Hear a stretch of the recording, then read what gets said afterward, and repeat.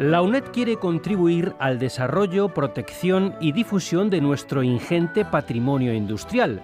Para ello, estamos dedicando una serie específica de programas que alcanza el número 14. En esta ocasión, vamos a reflexionar acerca del análisis y valoración de bienes patrimoniales industriales.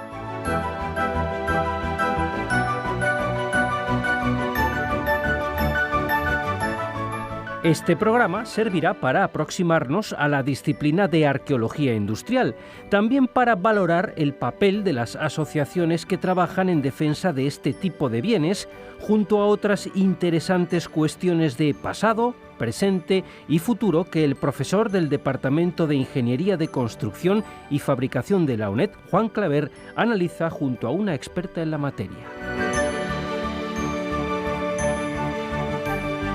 En el presente programa radiofónico de la Escuela de Industriales de la UNED y dentro de la serie que venimos dedicando al tema del patrimonio industrial español, contamos hoy con una invitada que, bueno, no siempre tenemos invitados de excepción, pero a mí la verdad es que sí que me hace una especial ilusión, ¿no? Porque he leído mucho de lo que ha escrito, que es Inmaculada Aguilar Civera. Inmaculada es catedrática de Historia del Arte de la Universidad de Valencia, académica correspondiente de la Real Academia de Bellas Artes de San Fernando y directora honorífica de la Cátedra Demetrio Ribes. En la actualidad forma parte de la Comisión Delegada del Consejo del Instituto del Patrimonio Cultural de España para el Plan Nacional de Patrimonio Industrial, que ya saben nuestros oyentes que este plan es un poco el hilo conductor de esta serie de programas radiofónicos, y también es miembro del patronato de la Fundación Juan Elo Turriano. Ha sido socia fundadora y presidenta de la Asociación Valenciana de Arqueología Industrial, vocal de la Asociación para la Defensa del Patrimonio Industrial, TICICH España, del Consejo Asesor, no sé si esto lo voy a decir bien, de CEOPU CEDEX. Es el Centro de Estudios de Obras Públicas y Urbanismo. Ahí, si quitamos las siglas, se entiende mejor. Muchas gracias. Y luego también, pues desde 2003 hasta 2017, ha sido directora de la Cátedra Demetrio Ribes, ¿no? Cátedra que ha tenido como objetivo investigar y difundir la historia del transporte y de la obra pública en la Comunidad Valenciana. Entonces, por lo tanto, después de este apabullante currículum, pues agradecer y dar la bienvenida a Inmaculada a estos minutos de radio. Bueno, pues muchas gracias por la oportunidad de estar aquí y poder ir explicando un poquito pues todo este proceso o encuentro entre la industria y el patrimonio.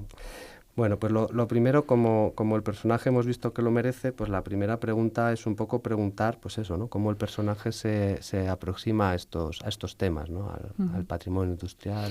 Los inicios un poco de mi aproximación a lo que hoy se llama patrimonio industrial, pues nacen en los últimos años ya de la carrera. Yo hice Historia del Arte aquí en Madrid y uno de mis tutores fue Pedro Navascués, que es especialista en arquitectura del 19, y me metí con él ya en un primer estudio de inventario sobre arquitectura del hierro.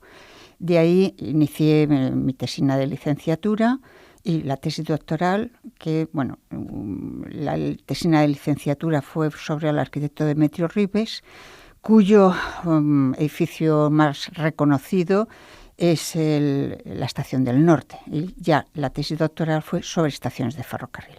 Claro, al entrar en temas del transporte y del ferrocarril, ya entré en el mundo de la ingeniería, en el mundo de la empresa, en el mundo de los industriales, y bueno, pues ya ha sido casi como desde esas fechas que estoy hablando, pues de hace muchos años. Pues la tesina fue en el 1977, pues ya he ido en línea recta investigando tanto el mundo de la ingeniería como el mundo de la industria. Pero el punto de unión fue la estación de ferrocarril. De ahí nace todo, porque son estructuras, es arquitectura, es urbanismo, pero son también los talleres, los almacenes, la propia locomotora. Claro, es un mundo impresionante. Es que me costó, como historiadora del arte, me costó mucho entrar, porque tuve que aprender mucho, pero sí que fue el punto de partida de todo mi interés sobre estos temas. En ese mundo de la ingeniería y de la industria, ¿no?, el que comentaba cómo se había introducido, ¿no? Esa primera toma de contacto, pues en ese mundo estamos ahora mismo, ¿no? Porque este espacio radiofónico pues está cedido a la Escuela de Ingenieros Industriales de la UNED. Y desde esta escuela, pues de la mano del profesor Miguel Ángel Sebastián, ya durante muchos años se vienen haciendo esfuerzos un poco por animar a que los ingenieros industriales, toda la rama industrial, pues se aproximen a ese patrimonio que es el que más próximo les pilla, ¿no? El patrimonio industrial en el ámbito docente, ¿no? Porque en otras disciplinas, en otras facultades y escuelas sí que se ha tenido esa sensibilidad y sin embargo tradicionalmente en la rama industrial pues no ha sido así. En ese sentido, pues bueno, quería aprovechar la ocasión para que nos dé un poco su lectura de la importancia que tiene la participación de esos ingenieros en la interpretación de estos bienes. Bueno, yo empezaría un poco diciendo que estamos manejándonos en una disciplina que es interdisciplinar. Es decir, ese es el primer punto. Sí. Entonces podemos hablar de industriales, pero podemos hablar de sociólogos y podemos hablar de arquitectos, podemos hablar de urbanistas. Es decir, realmente para hacer un estudio bien hecho, pues deberíamos de ser un equipo muy interdisciplinar. Entonces, industriales, yo creo que la aproximación, sobre todo docente de los industriales, es muy temprana, es muy reciente. En Valencia, en concreto, en la Escuela de Ingenieros Industriales, nosotros hemos participado en hacer algún seminario y hemos tenido algún contacto, pero ha sido ya muy reciente. Es decir, que en la universidad prácticamente tampoco ha habido una aproximación en las diferentes disciplinas en este campo. Ni siquiera... los arquitectos pues sí que hablan mucho de su patrimonio, pero no tanto del industrial. En Historia del Arte están muy lejos de hablar de patrimonio industrial. En industriales pues también les cuesta bastante porque están eliminando todo lo que es la parte histórica de su propia disciplina, además de su propia historia y profesionalidad, que es curioso que eso pues esté ocurriendo. En otros casos, como en Historia del Arte, es al contrario. Tenemos tanto pasado que es difícil hablar de lo contemporáneo. Entonces, pues bueno, siempre somos más poquitos los que hablamos de estos temas. Pero lo primero que hay que tener en cuenta es la interdisciplinaridad y que necesitamos la ayuda de todas las disciplinas que pueden ayudar a analizar ese bien industrial.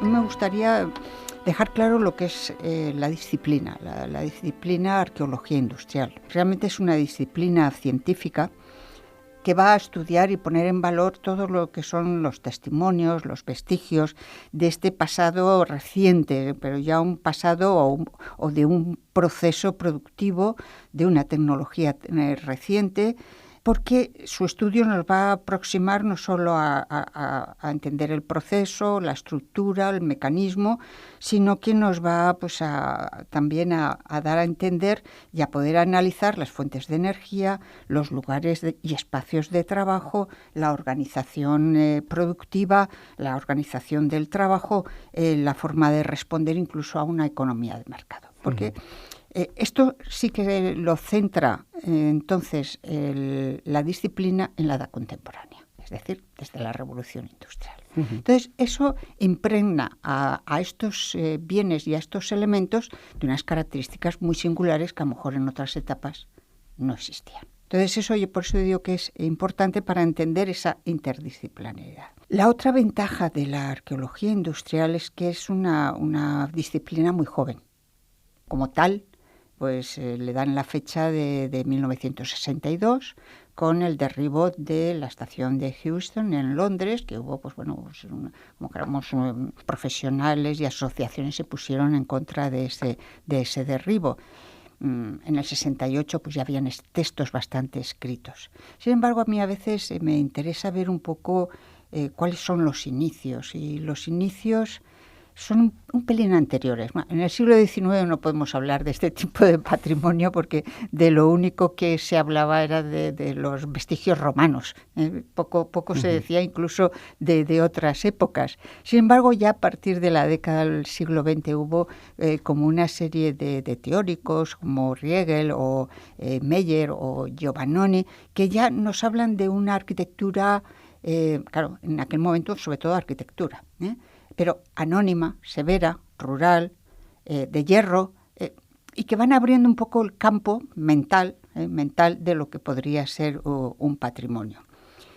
Pero más centrado en el industrial, yo creo que fue fundamental la sensibilización que hubo después de la Segunda Guerra Mundial, con todos los derribos de fábricas, talleres y todos los puentes, estaciones, que quedó todo derruido. Yo creo que ahí ya sí que hay el nacimiento de ese patrimonio, de esa arqueología industrial. Luego ya pues hay teóricos que lo van, digamos, metodológicamente hablando, y se va estructurando lo que es la disciplina. Pero para mí ese origen es fundamental. Luego hay otros, después justo de la Segunda Guerra Mundial, hubieron también una serie de autores que yo creo que fueron los primeros en hablar de introducir estos elementos industriales y de la obra pública en las historias de arquitectura, que son Gideon. Tiene un libro que se llama La mecanización toma el mando, que es una maravilla, y si no me equivoco es del año 46. Es decir, que es muy temprano. Pero tenemos también pues todos los de Mumford, los de Banham, Klinggender, que te hablan un poco de la influencia de la industrialización en la sociedad en general. Bueno, esos son para mí igualmente básicos para entender un poco ese inicio de la industrialización y cómo pues va a influir en la mentalidad, en el arte, en la arquitectura, en la industria, en todo. Sí, es un fenómeno social. De ahí que para analizar los testimonios materiales de ese fenómeno social, que son los bienes palpables, tangibles, ¿no? Haga falta esa multidisciplinariedad que comentabas. Claro. Luego, además, al ser una disciplina nueva, no como una historia del arte o una física o una disciplina de esas ya antiguas, claro, tiene cosas muy nuevas. En museografía es avanzadísima. En el estudio de temas inmateriales es avanzadísima. En lo que es la difusión, como incluso los propios museos, que a veces son museos in situ, cosa que eso no existía antes. Eso es una novedad. Esa novedad la hace la arqueología industrial, el patrimonio industrial. Es decir, que son temas muy novedosos, pero también cómo hacer que eso llegue a la gente a través de talleres o del turismo, que tiene otra faceta que también es muy novedosa dentro de lo que sería la museografía. Tanto la disciplina como su faceta de patrimonio, como su faceta de divulgación a través de museos y de otras actividades, yo creo que es por ser muy reciente. Claro. Porque va recogiendo los nuevos conceptos de patrimonio, los nuevos conceptos de museografía, y todo eso pues viene a sumarse y realmente pues yo creo que es muy rica en ese sentido.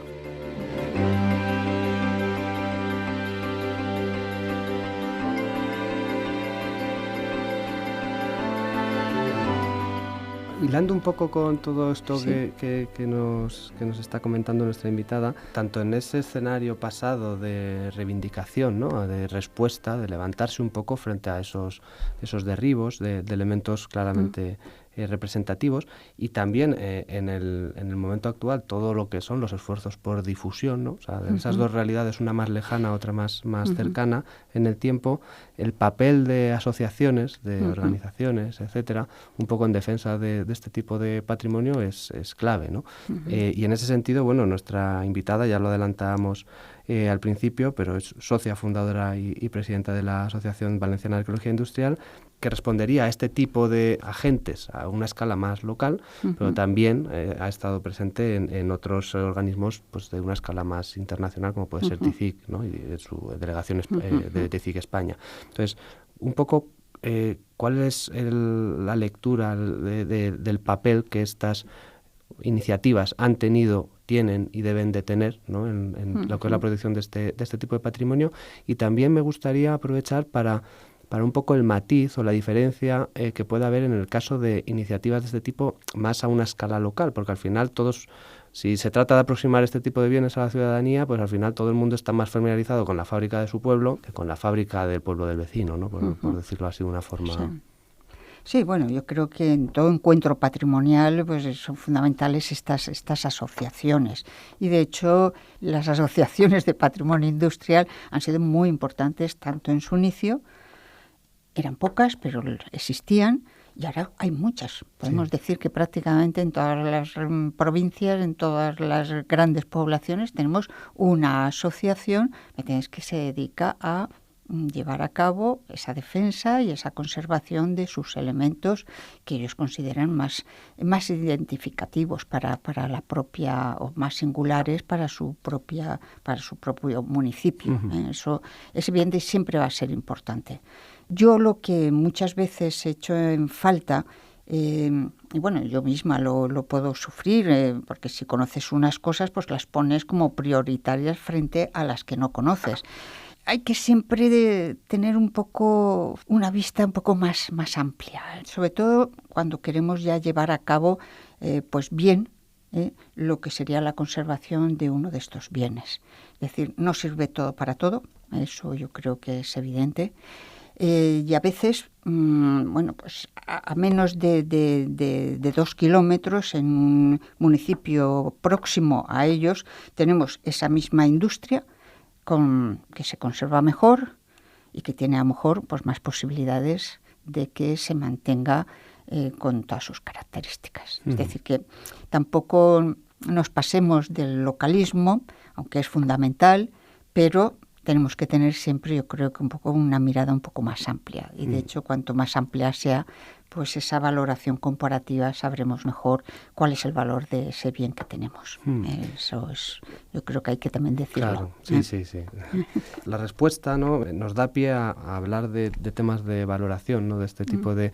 Pero voy a dejarlo un momento apartado, para hablar de un agente que es ese hilo conductor de esta serie de programas radiofónicos y que también tiene que, al final, que participar, contribuir de alguna manera, ¿no?, a todas estas iniciativas y acciones de protección y difusión de este tipo de bienes, que es el Plan Nacional, ¿no?, de Patrimonio Industrial. Entonces, bueno, un poco de forma abierta, pues algún comentario al... Sí, hombre, el Plan Nacional yo creo que ha sido un hito importantísimo en la historia.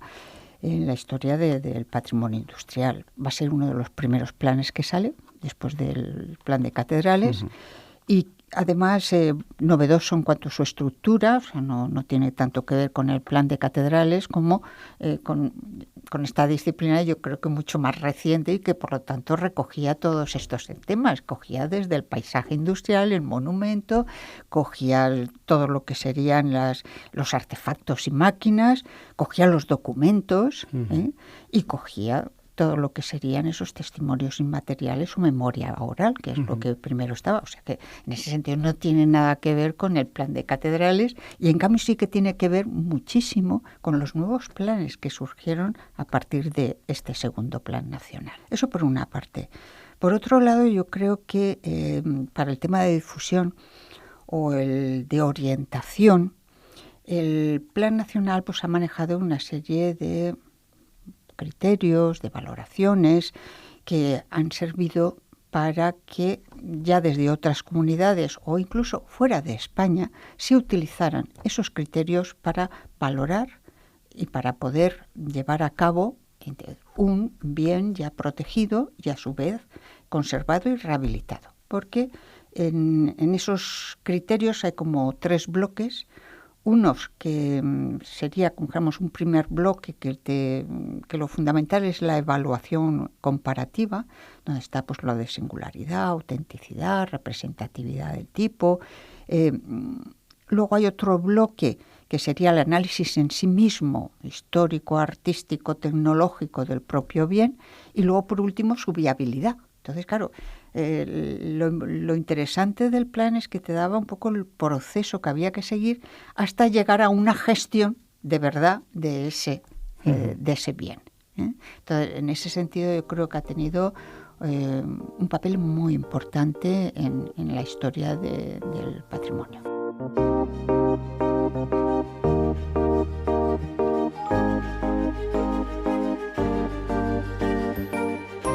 Ya hilando que en el fondo en la respuesta ya se estaba hilando un poco, ¿no? Con el tema de esos criterios, ¿no? Porque al final, claro, más allá de estudiar el patrimonio industrial, de saber que existe, de lo que se trata es de actuar, ¿no? De actuar sobre él y hacerlo con criterio. Hacerlo con criterio, pues que en esas actuaciones no se pierda valor patrimonial del elemento, para que esas actuaciones sean duraderas en el tiempo. Porque, claro, al final si luego resulta que nos hemos equivocado y hay que corregir, el impacto se va acumulando, ¿no?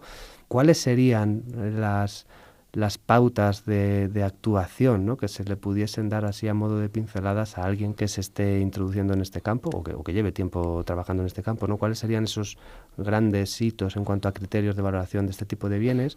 Y una componente más que a mí me parece, bueno, no sé si interesante, bonita, no sé cuál es, de cara al futuro también, porque hoy estamos protegiendo los vestigios de nuestro pasado industrial, pero mañana tendremos que estar protegiendo los de nuestro presente actual. Es decir, lo normal, lo esperable, es que en el futuro sigamos teniendo patrimonio industrial que sea fruto de una actividad productiva actual, ¿no? Entonces, estaría bien aprender de todo esto y adelantarnos a la situación de abandono y tal. Entonces, bueno, un poco...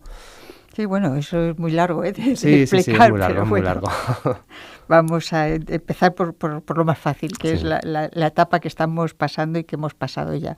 Porque yo planteo siempre que en este concepto de patrimonio industrial, si se centra en esa etapa de la revolución industrial, estamos hablando de una etapa muy concreta que ya se ha acabado. Yo lo considero como, más que como revolución industrial, dentro del pensamiento científico hablaría de la era mecánica y casi de la mecánica clásica de Newton, porque todo, hasta un proceso productivo era una cadena que iba dándonos los elementos constitutivos y que tenía pues una serie de funciones para darnos, como dijimos, ese paso, ese paso fundamental dentro de lo que era la mecanización. Entonces, yo a eso le doy mucho valor para valorar estos elementos. O sea, no solamente es el proceso productivo de una industria, que eso es evidente, que es pura mecanización. Yo les explico a veces a los alumnos,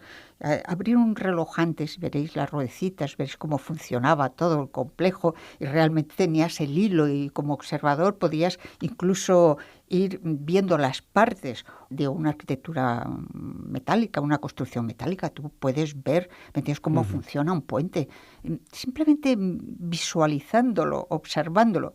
Hoy coge un reloj y no entiendes nada. Es decir, que hemos cambiado. Estamos en la era de la informática. Por lo tanto, tenemos ya un periodo cerrado, creo yo.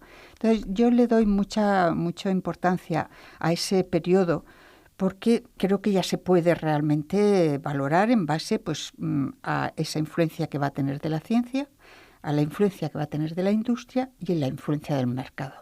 Si eso lo pasamos a lo que mi ámbito de estudio, que es la arquitectura, pues al final te salen las características que debes de valorar, que no son todas las que de todos los edificios que podemos considerar de patrimonio, sino que hay algunas que responden más a esa mecanización, a esos conceptos.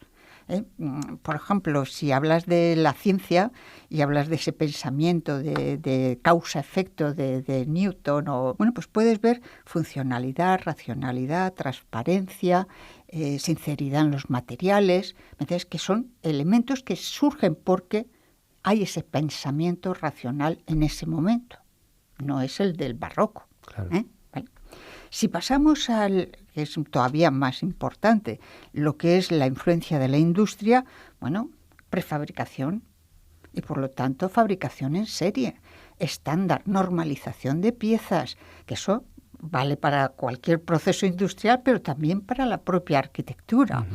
la arquitectura estándar, con lo cual yo ahí ya me meto en la vivienda obrera, me meto en las estaciones pequeñitas estandarizadas, me meto en las casetas de peones camineros, en los portazgos. ¿Por qué? Porque en aquellos momentos ya todo lo que era el transporte, las comunicaciones, necesitaban de una serie de elementos que los tipificaban, los normalizaban para que fuera más rápida la producción. Eso es influencia de la propia industrialización, no se puede ver de otra forma. Entonces, claro, en un principio, ¿cómo valoras una estacioncita pequeña que se repite a lo largo de toda la línea? Bueno, muy fácil.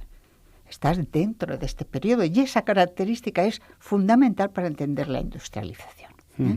Y si ya pasamos al tercer factor, que sería el mercado, pues claro, ya llegamos a cerrar el ciclo, porque no hay empresa que no quiera tener beneficios y estar en un mercado, sea el producto que sea.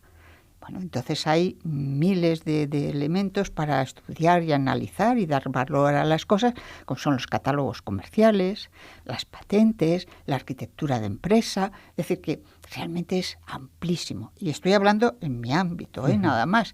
Pero sí que hay que llegar un poco a valorar esos elementos como respuesta a una etapa determinada. Habrá que empezar a estudiar qué aspectos, a partir de la informática, entonces vamos a ver en la industrialización e incluso en la propia sociedad para ver un poco cuál es su influencia y cuál es la valoración que tendremos que dar, que será distinta al que estábamos hablando del periodo mecanizado.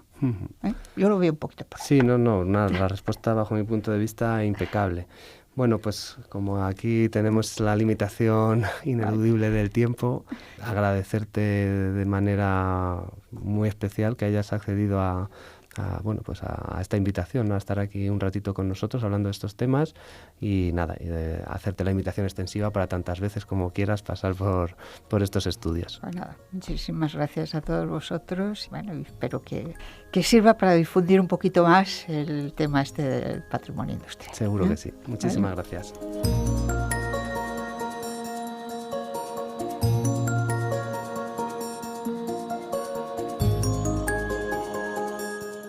La serie sobre patrimonio industrial español puede escucharse completa en nuestros canales multimedia canal.uned.es, en YouTube buscando el espacio de Radio UNED y en los podcasts de rtv.es. Gracias por seguirnos.